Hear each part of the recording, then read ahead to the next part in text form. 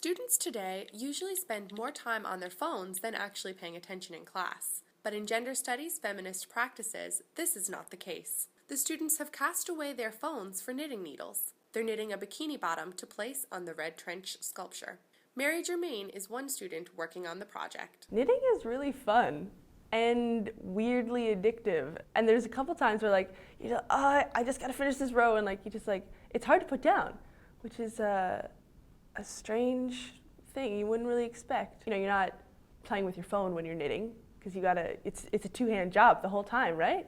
Yarn bombing is a type of public art that can be easily removed. It originally started in the United States as an attempt to reclaim cold public spaces with bright yarn pieces. But nowadays, yarn bombers have their own agendas, like this class with the controversial red trench.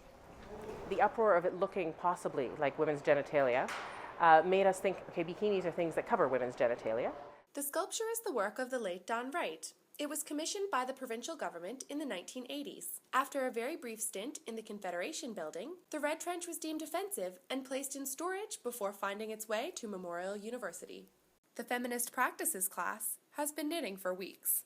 Spending time just with women, it was really nice to just sort of talk about what it means to other women my age to be a feminist. The class is eager to share the fruits of their labor by finally displaying their knit bikini bottom. Like graffiti and other forms of street art, yarn bombing is about making a statement. The difference is, yarn bombing is usually done in a group, but the individuals involved have their own reasons for doing it. They want their opinions to be heard, or in this case, seen. Yarn bombs can be small, but these students are taking a big step outside of the box. As we see here, in the case of the red trench bikini bottom, a little yarn can go a long way.